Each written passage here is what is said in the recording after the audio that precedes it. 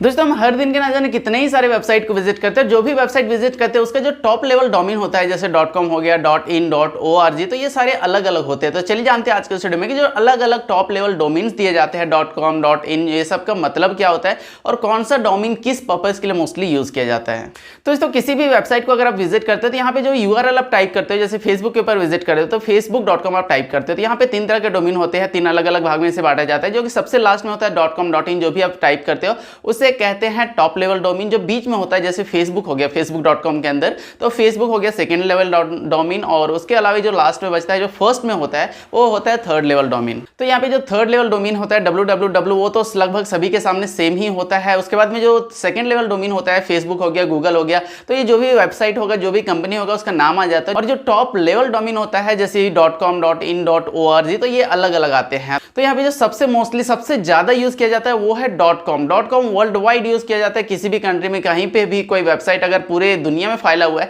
तो ज्यादातर उसे आप देखेंगे तो .com के ऊपर ही होता है। .com बहुत ज्यादा पॉपुलर है और ये कॉमर्शियली यूज किया जाने वाला एक डोमेन है, तो सबसे ज्यादा .com यूज किया जाता है। और .com अब कोई भी वेबसाइट, कोई भी यहाँ पे ऑर्गेनाइजेशन है तो वो यूज करता है .com को, बहुत ज्यादा पॉपुलर हो गया इसलिए। उसके बाद में आता है अब यहाँ पे .net भी बहुत ज्यादा यूज किया जाता है। तो .net मोस्टली बनाया गया था नेटवर्किंग के लिए, जो भी नेटवर्किंग के लिए काम करते हैं वेबसाइट, उनके लिए जो डोमेन बनाया गया था वो था .net।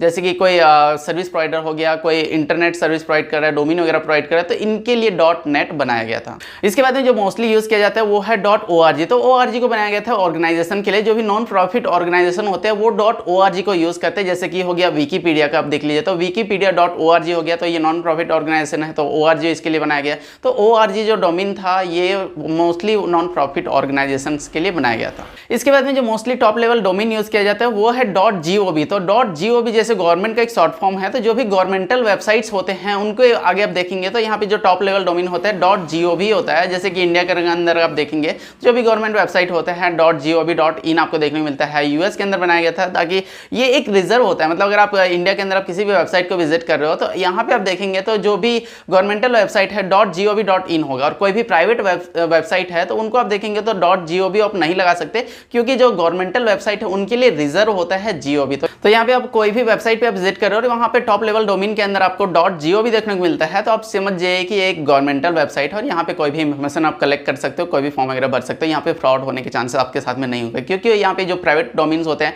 वहाँ पे फ्रॉड के भी चांसेस होते हैं, लेकिन जो .gov होता है वो गवर्नमेंटल के लिए एक रिजर्व यहाँ पे टॉप लेवल डोमेन होता है।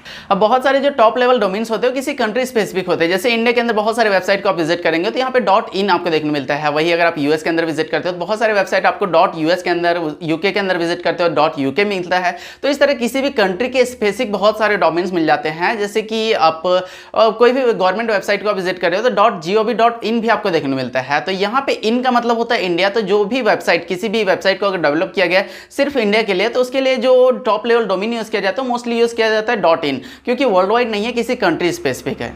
ऐसे ही अगर कोई वेबसाइट बनाया गया जो कि सिर्फ यूएस के लिए मोस्टली यूज किया जाने वाला है तो .us उसके आगे होगा। तो इस तरह से अगर यूके के लिए बनाया गया है तो .uk होगा आगे। तो इस तरह से जो भी टॉप लेवल डोमेन्स होते हैं वो किसी कंट्री स्पेसिफिक भी हो सकते हैं। तो आप जिस भी कंट्री से विजिट करो किसी भी वेबसाइट को, उस हिसाब से आपको रिजल्ट देखने को मिलता है। और बहुत सारे टॉप लेवल डोमेन्स किसी कंट्री स्पेसिफिक होते हैं तो उसके आगे जो उसका कंट्री कोड होता है वो लगाया जाता है टॉप लेवल डोमेन के तौर पे। जैसे कि इंडिया के लिए .in मिल जाता है आपको। अब इसके अलावा भी बहुत सारे जो टॉप लेवल डोमेन्स होते हैं वो अलग अलग नाम से आते हैं। जैसे कि .biz हो गया तो उसके लिए बिजनेस के लिए यूज किया जाता है। उसके लिए आप .edu आपको देखने को मिलता है, तो जो ये एजुकेशनल वेबसाइट्स होते हैं उनके लिए edu यूज किया जाता है। तो इस तरह से टॉप लेवल डोमेन जो होते हैं अलग अलग होते हैं। .xyz ये वो बहुत सारे अलग अलग भी मिल सकते हैं। तो ये जो टॉप लेवल डोमेन्स होते हैं वो अलग अलग पर्पस के लिए बनाए गए थे, लेकिन अभी के टाइम पे अगर आप देखेंगे क्योंकि बहुत सारे वेबसाइट्स हो गए हैं तो टॉप लेवल डोमेन जिस वेबसाइट को जिस भी तरह के लिए बनाया गया है वो सेम नहीं मिल पाता। तो इस तरह से आप देखेंगे जैसे कि बिजनेस के लिए कोई वेबसाइट बनाया गया है तो जरूरी नहीं .biz के ऊपर ही मिलेगा,